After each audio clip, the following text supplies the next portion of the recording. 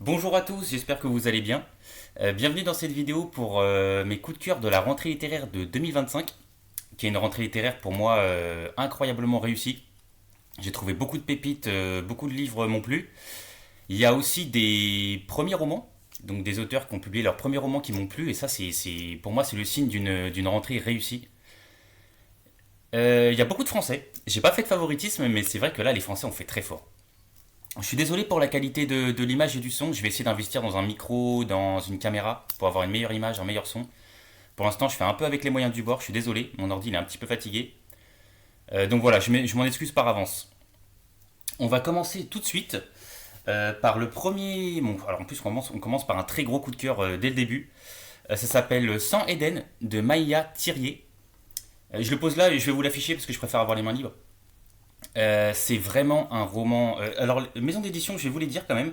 C'est les éditions Emmanuel Collat. Et c'est fantastique. Alors, c'est un roman où j'ai été déraisonnable, mais dans le bon sens du terme. Ça m'était pas arrivé depuis vraiment longtemps de me coucher à 3 heures du matin alors que je travaillais le lendemain parce que je pouvais pas lâcher un bouquin. Et bah, ça m'est arrivé avec ce livre. Pourquoi je vais vous dire pourquoi, parce que le suspense est absolument intenable. Ça raconte l'histoire de Gabriel, un père de famille qui va avec son fils Tom, son fils qui a entre 6 et 8 ans. Il va se rendre sur une île. Je sais plus vraiment c'est où. Je suis désolé, je crois que c'est en Bretagne, mais je suis pas sûr. Ça se passe pendant le confinement. Et la mère de ce petit garçon, Tom, et donc l'ex-compagne, ils sont séparés de Gabriel, qui s'appelle Eden, va leur dire, donc d'où le titre du roman, hein, sans Eden, va leur dire bah, attendez-moi sur cette île, je vous rejoins. Elle travaille dans les hôpitaux, donc elle doit encore travailler. Elle est censée les rejoindre quelques jours plus tard. Donc Gabriel et Tom se rendent sur cette île. Donc ils vont emménager dans une maison assez délabrée, qui est pas très bien entretenue. C'est une île où il y a quand même des voisins, mais il n'y a pas grand monde. Et puis donc ils vont s'installer et tout de suite il se passe des choses inquiétantes dans la maison. Par exemple, ils vont se coucher, le lendemain ils se lèvent, il y a des objets qu'on changeait de place, un peu cette ambiance-là. Donc dès le début, on est pris dans cette ambiance un peu bizarre, un peu inquiétante. Et Gabriel, donc le père de famille, va sympathiser un petit peu avec les voisins, il va prendre un peu contact avec les autres. Et c'est des gens qui sont tous amicaux, mais on sent qu'ils ont tous un peu un grain finalement. Et ça nous rend un peu parano. Le lecteur devient un peu paranoïaque. On sait jamais si c'est nous qui Est-ce qu'on se fait des idées ou est-ce qu'il y a vraiment quelque chose d'inquiétant derrière celui-là ou celle-ci. Et c'est intéressant parce qu'on sent que l'autrice joue avec nous, joue avec le lecteur. Et en lisant ce livre, j'ai senti une proximité avec l'autrice. C'était assez intéressant. Et du coup, on n'a pas de nouvelles d'Eden. Donc la mère, qui est censée les rejoindre, on n'a pas de nouvelles. Donc les jours défilent et puis elle vient pas. Donc on ne sait pas ce qui lui est arrivé. Et dans cette ambiance un peu où tout le monde est un peu suspect, on peut se fier à personne. Et on ne sait pas si le père, lui, parce qu'il a l'air sincère, il envoie des messages, il n'a pas de réponse, mais il est un peu bizarre aussi des fois. Donc est-ce qu'il sait quelque chose? Est-ce qu'il ne le dit pas à son fils pour pas inquiéter? Est-ce que Eden elle est venue sur l'île et elle a fait une mauvaise rencontre? Est-ce qu'elle a jamais pu venir? On ne sait pas. Et c'est intéressant parce que le personnage le plus fiable, c'est l'enfant. C'est celui qui a l'air le plus lucide finalement. Et c'est génial parce que le lecteur va essayer à travers cet enfant de savoir la vérité. Et ce qui est très réussi, c'est que, au fait, moi je peux vous qualifier ce roman, mais si je vous le qualifie, je vous gâche la fin. Dans la librairie, comme il m'a plu, je l'ai mis en avant, mais je ne l'ai pas mis dans un rayon. Parce que si je le mets dans un rayon, bah, je vais révéler la fin de ce roman. Parce que on a envie de savoir ce qui se passe dans ce roman, déjà pour les personnages, pour savoir ce qui est arrivé à Eden, bien évidemment, pour l'intrigue, mais on a envie de savoir la fin pour connaître le type de ce roman, le genre de littérature qu'on est en train de lire. Parce on sait pas si on est en train de lire une inquiétante saga familiale, un thriller psychologique, ou juste une histoire de fantôme. Parce qu'il y a aussi une piste qui est jamais certaine, mais qui est jamais complètement fermée non plus. C'est est-ce qu'il y a du surnaturel dans ce roman? On sait pas. Est-ce que il va avoir un déroulement finalement logique qui va expliquer certaines choses, ou est-ce qu'il y a du surnaturel? On ne sait pas. Et pour le savoir, bah faut aller au bout. Et c'est ça qui est génial, c'est qu'il y a l'intrigue et il y a aussi, on a envie de savoir quel type de littérature on est en train de lire finalement. Et ça marche bien parce que c'est une écriture qui est très acérée, c'est beaucoup d'action. Il y a peu de descriptions, c'est vraiment des déroulements d'action qui s'enchaînent comme ça. Donc les pages et défilent, on s'en rend même pas compte. C'est assez petit, ça fait combien de pages? 250 pages. Bon, c'est quand même, voilà, c'est moyen, on va dire. Et c'est super. Et je suis content de vous en parler parce que c'est son premier roman. Et il faut l'encourager parce que là, il y a beaucoup de nouveautés, donc il y a énormément de choses. Et les auteurs comme ça, si on n'en parle pas, si les libraires n'en parlent pas, ou si les gens qui les lisent et qui lisent ce genre de livre n'en parlent pas, bah ils vont se noyer dans la masse et ils vont rester dans l'anonymat le plus total. Ils vont être totalement invisibilisés. Donc vraiment, ce roman était super. Sans Eden de Maïla Thierry. Ensuite, il me semble que c'est aussi un premier roman de Matilda Di Matteo, qui s'appelle La Bonne Mère, aux éditions L'Iconoclaste, qui est une maison d'édition que j'apprécie beaucoup. Elle est assez récente, mais ils font des belles choses pour l'instant. Je pense c'est peut-être un sans faute. Enfin, vraiment, c'est une très bonne maison d'édition. Et La Bonne Mère, déjà la pochette est vraiment réussie. La Bonne Mère, ça raconte l'histoire de Clara, qui est une jeune Marseillaise qui a passé son enfance à Marseille et qui va déménager à Paris pour ses études. Donc forcément, il y a un peu un changement de mentalité, Paris-Marseille, voilà. Donc c'est déjà intéressant à ce niveau-là. Et elle va se mettre rapidement en couple avec Raphaël, qui va devenir donc son compagnon, et ça va raconter les visites qu'ils vont rendre à la famille de Clara. La famille de Clara, donc il y a le père, on en parle un petit peu moins, mais il a quand même un rôle, et il y a la mère qui s'appelle Véro. Et Véro, c'est le personnage iconique du roman. C'est le personnage qui lui donne vie à ce roman. Et rien que pour Véro, lisez ce roman. Véro, c'est un personnage incroyable. Donc, ce qui donne le nom au roman, La Bonne Mère, qui est un jeu de mots avec la ville de Marseille. Hein. Et Véro, c'est qui? Véro, c'est une cagole. Elle se décrit elle-même comme ça, il me semble. Hein. C'est vraiment un mot qui est dit. Alors, cagole, c'est la définition officielle, parce que moi, j'ai pas grandi avec ce mot. C'est un mot marseillais, mais que j'entends aussi quand je vais à Toulouse. Hein. C'est un mot du sud qui vient de Marseille, mais qui va dans d'autres villes du sud. Cagole, la définition officielle. Hein. Jeune fille, jeune femme qui affiche une féminité provocante et vulgaire. Ça, c'est la définition officielle. Mais moi, quand je vais dans le sud, j'ai l'impression que ça désigne une femme un peu superficielle, pas forcément très cultivée, un petit peu vulgaire, souvent très maquillée. J'ai l'impression que c'est un peu. Ça me fait penser un peu au mot bimbo. Même si c'est pas la même chose à mon avis, mais ça me fait penser un peu à ça, moi. J'ai pas grandi avec ce mot, donc j'essaie de le définir par d'autres mots. Et donc Véro, c'est une cagole marseillaise pur jus, au verbe haut, qui prend beaucoup de place, qui s'habille avec des couleurs très vives, très voyantes. Elle plaît assez aux hommes, mais quand les hommes la draguent, bah, elle les rembarre en faisant beaucoup de bruit. Elle est un peu vulgaire des fois, donc les gens, souvent, quand elle rentre dans une salle, bah, se retournent. C'est quelqu'un qui n'est pas discret du tout. Et en plus, elle est avec sa bande de copines qui sont toutes un petit peu pareilles, donc c'est vraiment amusant ce groupe de femmes à suivre, c'est vraiment très, très rigolo. Et j'ai rigolé plusieurs fois, c'est vraiment un roman drôle. Et Véro, elle aime pas Raphaël, elle aime pas son gendre. Quand Clara vient lui rendre visite, on sent qu'elle aime pas Raphaël, mais on a l'impression que c'est pas qu'une question de milieu, il y a d'autres raisons. À tort ou à raison, est-ce qu'elle a raison de ne pas l'aimer? Bah, à vous de le découvrir en lisant le roman. Et c'est super parce que ça raconte l'histoire de deux mondes qui se percutent.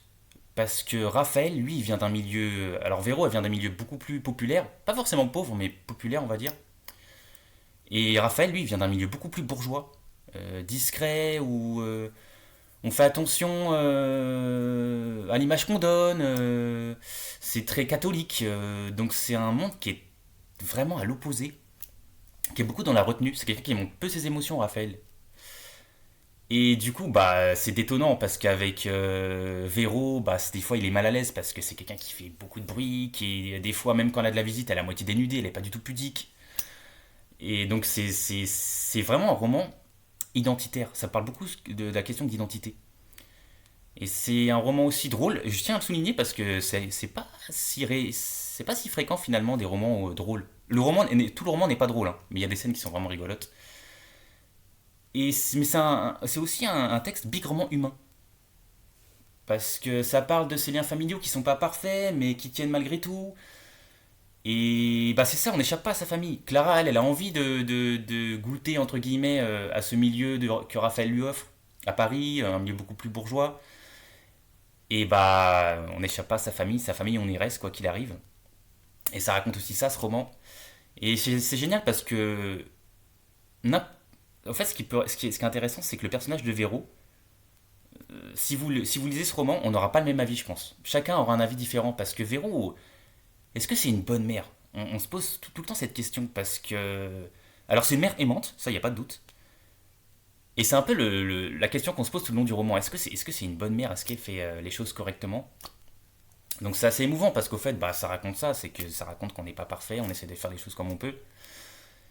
Donc, c'est très rigolo. C'est vraiment, j'ai passé un bon moment. La bonne mère, c'était vraiment un moment plaisant. Et j'ai beaucoup rigolé. Ensuite, on a du côté des vivants de Violaine Béraud, qui n'est pas son premier roman, elle a déjà écrit d'autres romans, mais c'est la première fois que je lisais cette autrice. C'est aux éditions Bûcher-Castel. C'est assez court, hein, ça fait ouais, 150 pages à peu près. Du côté des vivants, ça raconte quoi? Ça raconte l'histoire de Greg, qui sort de lourdes opérations de chimio. Donc il est sur son lit d'hôpital, il quitte pas son lit d'hôpital, c'est un huis clos, hein. On quitte quasiment pas sa chambre d'hôpital. Et sur son lit d'hôpital, il prend une décision. Il veut arrêter de se faire soigner. Lui, il en a marre. Il en a marre. C'est assez étonnant comme choix parce qu'il est jeune. C'est quelqu'un qui a à peine 30 ans, je crois. Donc on est assez étonné de sa décision. Et il réfléchit sur son lit d'hôpital à comment annoncer ça à ses proches. Comment on annonce à ses proches qu'on veut arrêter de se faire soigner. Donc il y a des visites qui se succèdent. Il y a un ami à lui, il a aussi une copine qui vient lui rendre visite. C'est intéressant ce roman parce que c'est assez rythmé avec les visites qui défilent. Et puis le personnel hospitalier, on raconte un petit peu sa vie aussi. C'est plein de mini-vies au fait. L'autrice raconte la vie de toutes ces personnes mais d'une façon brève. C'est des petites existences comme ça qui passent. Et il y a un événement marquant dans le roman, c'est l'arrivée d'Alphonse. Donc pour l'instant, Greg il était seul dans sa chambre, et il y a Alphonse qui arrive assez tôt dans le roman. Et Alphonse c'est un homme plus âgé, qui est un peu dans le même état d'esprit que lui, j'ai l'impression. Et du coup, on se demande quelle influence il va avoir cet Alphonse. Parce ils rentrent vite en contact, hein, ils ont que ça à faire. De toute façon, ils sont deux dans la chambre, ils sortent pas de la chambre quasiment. Donc bien sûr, ils vont lier un peu connaissance, ils vont sympathiser. Et on ne sait pas si Alphonse il va avoir Greg dans sa prise de décision d'arrêter de se faire soigner. Est-ce que Alphonse va le conforter dans son idée ou est-ce qu'il veut lui dire bah non, t'es encore jeune, bats-toi. On ne sait pas trop. Et ça raconte cette relation entre ces deux hommes. Donc ça raconte aussi la maladie, enfin toutes ces choses-là, le personnel hospitalier, enfin ça raconte plein d'autres choses, hein. Mais c'est vraiment, en gros, est-ce que Greg va camper sur ses positions et va confirmer le fait qu'il veut arrêter de se faire soigner. Et la fin est très réussie. Bon, évidemment, je vous la raconte pas, hein, mais la fin, je l'ai trouvée émouvante, elle est réussie. Et c'est un roman, si je devais le qualifier, le mot là qui me vient, c'est un roman maîtrisé. Il n'y a pas de superflu. On a l'impression qu'il n'y a aucune phrase qui sert à rien pour moi. Et donc c'est vraiment professionnel de sa part à Violaine Béraud. Elle a vraiment bien géré son roman. Donc pour ça, bravo à elle. Et c'était un moment, c'était vachement bien aussi. C'était super. Ensuite, alors là on attaque quelque chose de colossal, hein. C'est À la table des loups de Adam Rapp aux éditions Le Seuil. J'adore la couverture. Je suis fan absolu de la couverture. C'est un Américain. Il est assez connu aux États-Unis apparemment. C'est ce qu'on m'a dit. Mais c'est son premier roman traduit en France.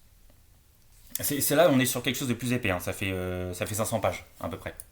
Donc c'est plus conséquent. Alors Adam Rapp, on va suivre la famille. Désolé, j'oublie les noms parce qu'en plus il y a beaucoup de personnages. C'est la famille Larquin ou Larkin. Je vais dire Larquin, je dis à la française, je sais pas trop. La famille Larquin. Moi je vais dire Larkin. La famille Larkin, c'est une famille donc américaine, avec donc il y a la mère, le père, ils ont plusieurs enfants, je vous l'ai dit. Il y a Mira qui est l'aînée, ensuite il y a Lexi, ensuite il y a Fiona, ensuite il y a Alec, et il y a aussi un nouveau-né, et il y a aussi une sœur handicapée, mais on en parle moins parce qu'elle quitte pas la maison. Elle a vraiment besoin de soins, elle est dépendante de la mère s'occupe d'elle. Et vous voyez là, le nom n'est pas mis dans la synopsis. Donc on en parle un petit peu de moins cette sœur, mais on en parle un petit peu quand même. Et c'est vraiment une saga familiale comme on n'en fait plus. Ça faisait très longtemps que j'avais pas eu aussi. Alors, je fais pas trop de politique ici, mais c'est vrai que les Américains, on peut leur reprocher beaucoup de choses, surtout en ce moment. Mais j'adore leur littérature. Et ça faisait longtemps que j'avais pas eu un auteur comme ça américain. Vous savez, cette écriture directe, sans détour, un peu trash comme ça, j'aime beaucoup. Et du coup, ça va raconter l'histoire de cette famille. Ça commence, les enfants sont assez jeunes. Ils sont soit préadolescents, soit vraiment gamins. Et c'est une longue fresque familiale. Ça s'étend sur, ils vont jusqu'à la fin de leur vie quasiment. Donc il y en a qui vont devenir parents. Enfin, c'est génial. Et pendant ce roman, alors le nom c'est ouais, Larkin, pardon. Vous allez devenir un membre de la famille Larkin. Oubliez votre famille, c'est fini. Pendant 500 pages, vous êtes un Larkin. C'est ça qui est génial avec cette plume. Elle est très cinématographique. Donc on s'immisce dans cette famille, dans l'intimité de cette famille. On va tout savoir de tout le monde. On assiste donc à cette fameuse, autour de cette table, cette fameuse table. On assiste aux débats politiques qu'on a tous connus, qui les débats politiques qui partent en vrille. C'est des enfants qui sont très différents. Donc il y a Mira qui est l'aînée, qui a un peu l'image type de l'aînée, plus fiable, plus responsable. Elle va s'occuper de tous ses frères et sœurs. Donc un peu le pilier. Il y a Alexis qui est dans un premier temps rebelle, mais assez vite, elle va côtoyer un milieu beaucoup plus bourgeois, grâce à son compagnon. Il y a Fiona qui a une vie de bohème, qui multiplie les relations, qui déménage tout le temps, qui a une vie sans attache, qui a pas beaucoup d'argent parce que je crois qu'elle fait du théâtre ou quelque chose comme ça, donc elle vivote vraiment. Elle a un côté Fiona, moi c'est vraiment un personnage qui m'a marqué. Elle a un côté très égoïste aussi. Il y a Alec qui lui est vraiment flippant. Dès le début, dès le gamin, on se dit, c'est un peu celui de la famille, on se dit oulala, mais comment il va finir lui. Il est un peu inquiétant. Et du coup, en fait, c'est très intéressant l'histoire d'une famille parce que il y en a il y a les liens qui se fragilisent, il y en a qui se brisent, il y a des réconciliations, il y en a qui s'aiment plus ou moins bien, comme dans toutes les familles finalement. Vous savez, je vous raconterai ma famille, je pense que ça vous intéresserait, l'histoire de ma famille, et puis la vôtre, ça m'intéresserait aussi. C'est toujours intéressant en fait l'histoire d'une famille. Donc là, les chapitres sont disposés de la manière suivante, c'est le nom du personnage. Donc par exemple, si le chapitre s'appelle Mira, on sait qu'on va parler de Mira. Ça crée un petit suspense parce qu'on sait jamais qui on va retrouver au chapitre suivant. Du coup, on est tout le temps content de les retrouver. Vous savez, c'est quand un petit peu dans les réunions de famille. Même les cousins qu'on voit moins, on demande des nouvelles, on a envie de savoir ce qu'ils deviennent. Donc on est toujours content de retrouver les frères et sœurs. Ça parle aussi du père et de la mère, hein. Et il y a un petit plus quand même dans cette famille qui fait que c'est une famille un petit peu qui pas vraiment comme la vôtre ou comme la mienne. C'est qu'il y a toujours quand même cette aura de criminalité qui est jamais loin. C'est un peu la malédiction de cette famille. Je vous donne un petit exemple assez anodin pour pas vous divulgacher. C'est par exemple Mira, elle travaille en tant qu'infirmière dans le milieu carcéral. Bon, c'est une petite anecdote, mais vous voyez, il y a toujours ce crime qui est pas loin. Il rencontre souvent des personnages inquiétants qui sont liés au crime. Ils n'ont pas de chance à ce niveau-là. Et même la mère, par exemple, elle reçoit des lettres anonymes très inquiétantes. Il y a toujours cette ambiance un peu. On sent que ça peut mal finir à tout moment. Et ils prennent des directions très différentes, donc c'est vraiment intéressant à ce niveau-là. Donc ça parle aussi socialement, ça explique bien les États-Unis, tout ça, hein. Ça explique, ça parle de beaucoup de choses, il y a beaucoup de thèmes en fait. C'est un peu les romans que je qualifie de multi-romans. Il y a plusieurs histoires dans l'histoire, il y a plusieurs thèmes abordés, parce que la vie c'est ça en fait, c'est plein de thèmes. Quand on va tout au long de notre vie, on va traverser plein de choses. Donc ils ont plein de périodes différentes, et ça raconte. Donc il n'y a pas de thème principal vraiment. C'est ça qui est intéressant finalement. Et donc ça raconte ça, et il y a quand même cette ambiance crime qui est jamais très loin. Donc vraiment une plume efficace, c'est très bien écrit, on plonge vraiment dans l'intimité de cette famille, c'est super. Donc à la table des loups de Adam Rapp, c'était vraiment bien. Ensuite on avait La mauvaise joueuse de Victor Gestin, qui est un petit roman aussi. C'est fait 150 pages aussi, pareil. C'est aux éditions Flammarion. Alors, ça raconte l'histoire de Maude, qui est une femme qui avec son compagnon, qui a un travail, une vie entre guillemets rangée. Je mets des guillemets parce que ça veut rien dire rangée, mais voilà. Et ça part d'un petit détail anodin. Elle va se mettre à jouer à un jeu sur son téléphone. Et ça va être le début d'une immense perte de contrôle. Ça raconte ça ce roman. C'est une perte de contrôle totale.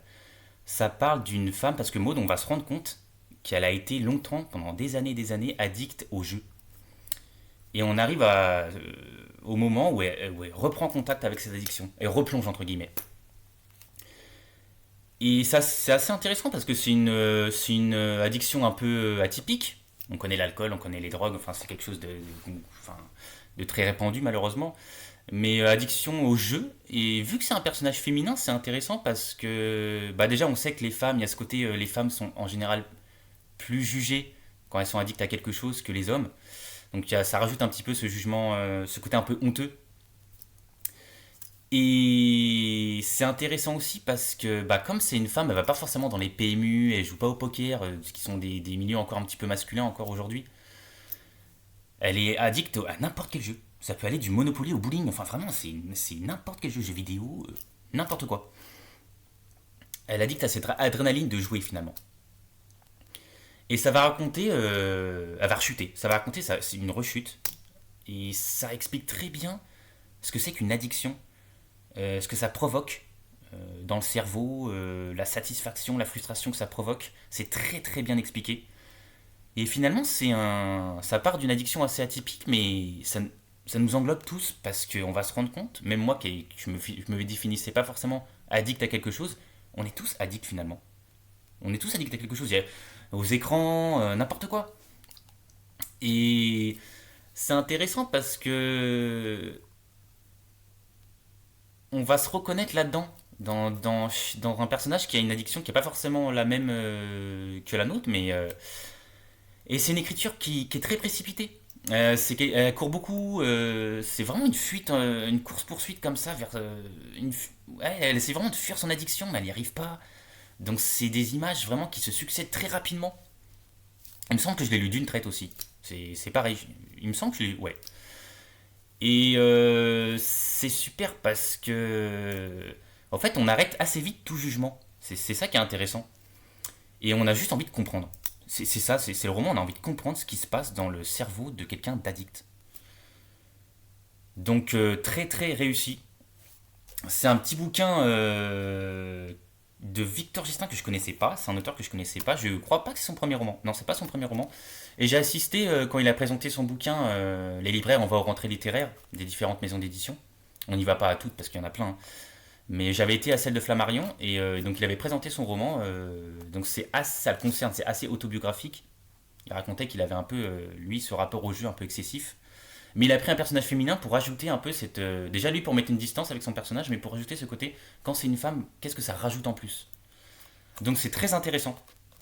Donc Victor Gestin, La mauvaise joueuse, c'était vraiment très bien. Ensuite, là, on enchaîne avec mon coup de cœur absolu. C'est pas parce qu'il est en dernier, parce que je vous les ai présentés dans l'ordre où je les ai lus, hein. Mais on termine par vraiment la pépite. Ça s'appelle La nuit au cœur de Natacha Apana aux éditions Gallimard. Natacha Apana, qui est une autrice mauricienne connue, hein, elle a déjà écrit plein de romans. Ça raconte l'histoire. Alors, c'est un thème qui est difficile, ça parle de féminicide. Et ça raconte l'histoire d'abord. Alors, ce qui est intéressant, c'est que c'est d'abord autobiographique. Natacha raconte sa propre histoire, sa propre expérience avec un homme toxique, dans une relation vraiment destructrice. Et elle a survécu. Et elle raconte comment elle s'est fait asservir comme ça. C'est le mot que j'utiliserais moi. Un peu asservir. C'est vraiment. Elle raconte comment elle s'est soumise à un homme, à la bonne volonté d'un homme en fait.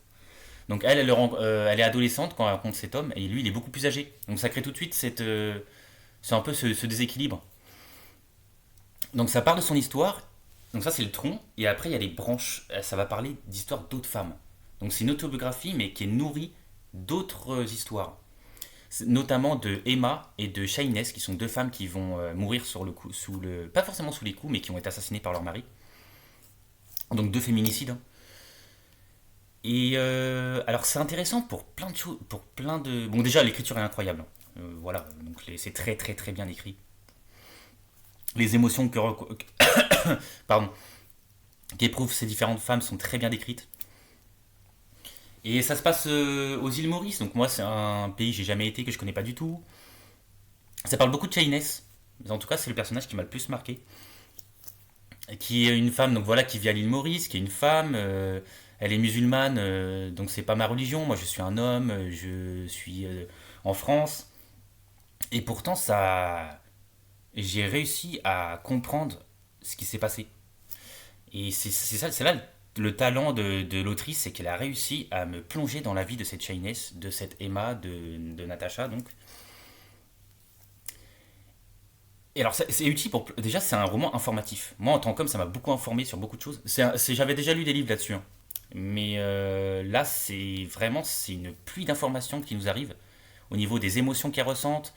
On va parler aussi de politiquement comment ça peut être pris, quelles sont les conséquences juridiques, judiciaires pour ces hommes une fois qu'ils sont attrapés, qu'est-ce qui leur arrive. Ça parle beaucoup de la honte, ça parle beaucoup du silence. Et je trouve que ça. Alors pour moi en tant qu'homme, j'ai vraiment pris ça, j'ai trouvé ça utile sur beaucoup de points. Mais c'est aussi un roman qui peut être déculpabilisant pour moi, pour les femmes qui subissent ce genre de relation. Pour moi, le message principal de ce roman, c'est d'effacer la honte que ressentent ces femmes. Il y a toujours une sorte de confrontation. C'est vraiment le courage qui affronte la lâcheté, c'est l'individualisme face au collectif. C'est vraiment une sorte de face à face comme ça. Et on va comprendre comment fonctionne une relation de domination. C'est vraiment très très bien expliqué comment c'est fait de petit à petit. Ça se fait pas d'un coup évidemment. Il n'y a aucun homme qui va se présenter. Je te préviens, je suis un mec toxique, car ça arrive jamais. Donc comment ces hommes-là se débrouillent pour arriver à asservir comme ça des femmes.